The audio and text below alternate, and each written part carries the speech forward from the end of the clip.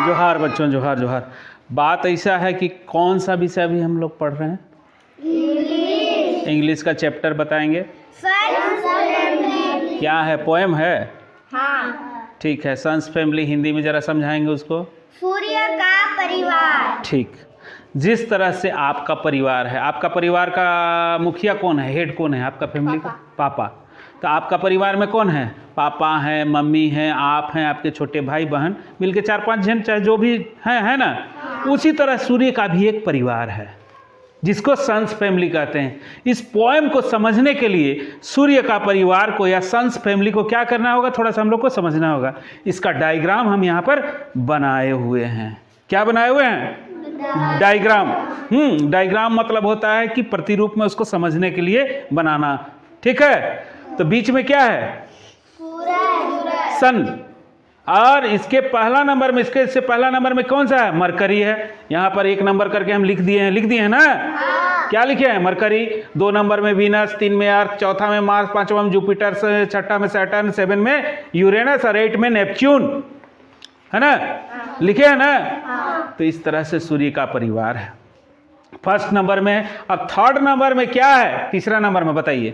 पृथ्वी। अर्थ। अर्थ या पृथ्वी? अर्थ है ना। तो अर्थ का क्या खासियत है? उसी में हम लोग रहते हैं, है ना। हमारा स्कूल भी उसी में है। ये पहाड़, पर्वत, नदी, जितना है संसार, है ना, समुद्र, जितना चीज़ है पृथ्वी के ऊपर में वही। और अभी तक सूर्य सन्स फैमिली में जितने भी 8 ग्रह हैं उसमें सिर्फ एक में ही पता चला है, कौन में, कि जीवन है। कौन सा ग्रह में? पृथ्वी में है। दूसरे ग्रह में तो ऐसा कुछ नहीं है कि पृथ्वी में है। आज जो है सो कि चंद्रमा से एक आदमी आया था मिलने के लिए और चंद्रमा फिर चला गया। वैज्ञानिक लोग खोज कर रहे हैं कि कहीं और जीवन है क्या, लेकिन नहीं है। ठीक है, तो इसको हम लोग सबसे पहले समझते हैं कि फर्स्ट नंबर में क्या है, बताइए, आप लोग बताइएगा। मरकरी। ठीक, वेरी गुड। मरकरी या हिंदी में क्या? बुध। और दूसरे नंबर में क्या है? वीनस। तीसरे नंबर में क्या है? अर्थ मतलब पृथ्वी, जहां हम लोग रहते हैं। चौथे नंबर में क्या है? वहां देखिए, चौथे नंबर में क्या है? मंगल ग्रह। मंगल ग्रह को लाल ग्रह भी कहते हैं। और शुक्र ग्रह जो दूसरे नंबर में है, सबसे चमकीला ग्रह भी इसको कहते हैं, है ना। एकदम चमकता है। ठीक है। चौथा। 5वें नंबर में क्या है? जुपिटर। जुपिटर या बृहस्पति, है ना। और 6ठे नंबर में क्या है भाई?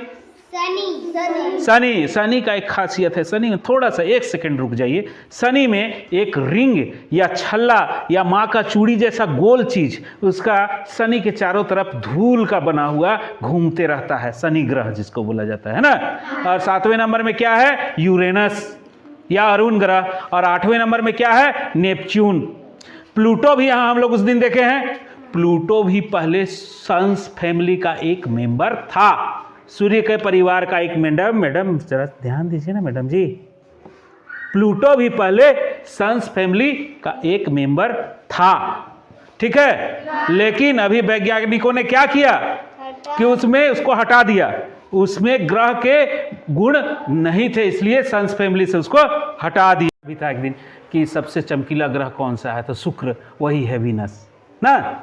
उसके बाद है अर्थ, वी लिव हेयर, धरती। उसके बाद चौथा नंबर अर्थ मतलब धरती, पृथ्वी, जिसमें हम लोग रहते हैं, जीवन रहता है उसमें।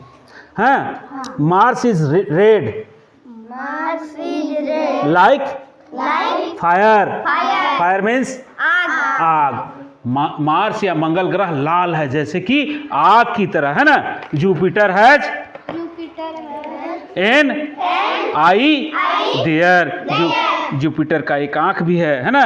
Saturn has rings of crust. अभी बताया ना, रिंग्स मतलब वाला या माँ का। सैटर्न शनि ग्रह में बना भी दिए हैं, देख रहे हैं ना, देख रहे हैं कि नहीं देख रहे हैं? गोल सा, है ना, सैटर्न में है। उसके बाद and stones on it's crust, और उसके ऊपरी परत में पत्थर हैं। Uranus, Neptune, far away.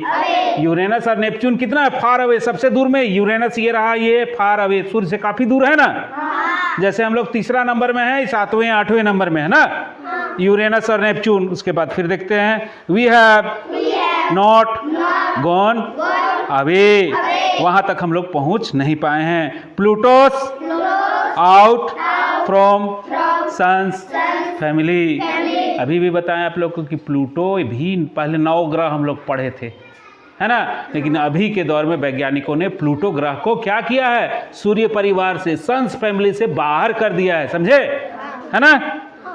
And I know it very formally, और इसको हम लोग दृढ़ता पूर्वक जानते हैं कि प्लूटो को सूर्य सन्स फैमिली से बाहर कर दिया है। ऑल रिवॉल्व्स राउंड द सन, सारे ग्रह क्या करते हैं, सूर्य के चक्कर लगाते हैं, ठीक है, इस तरीका से। और 2 तरह का तरीका से चक्कर लगाते हैं, थोड़ा सा समझिए, है ना।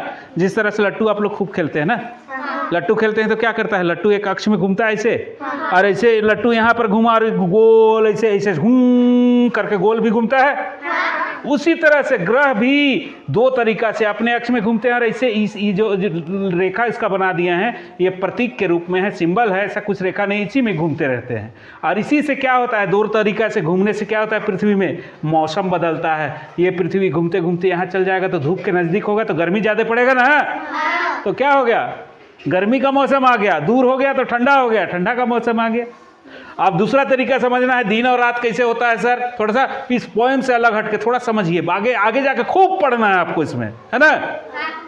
अब देखिए ये अर्थ है ना, पृथ्वी है ना जी, अर्थ, तो इसका अर्थ का ये हिस्सा सूरज के सामने है ना, तो ये तो चमक रहा होगा, अभी दिन है तो चमक रहा है, लेकिन इधर है तो क्या है, ये तो अंधेरा होगा ना, तो ये रात हो गया, ये दिन हो गया, ठीक है। तो दिन और रात समझ गए कि जैसे अपने अक्ष में घूम रहा है उससे दिन और रात हुआ, और इसे रिवॉल्व कर रहा है उससे मौसम बदल रहा है, ठीक है। तो लास्ट में इसीलिए पोएम में लिखा गया है, for everyone it is a great fun, और सभी के लिए एक बहुत बड़ा रहस्य या मजा का चीज़ है, इसको समझना बुझना, सन्स फैमिली को, सूर्य के परिवार को, ठीक है।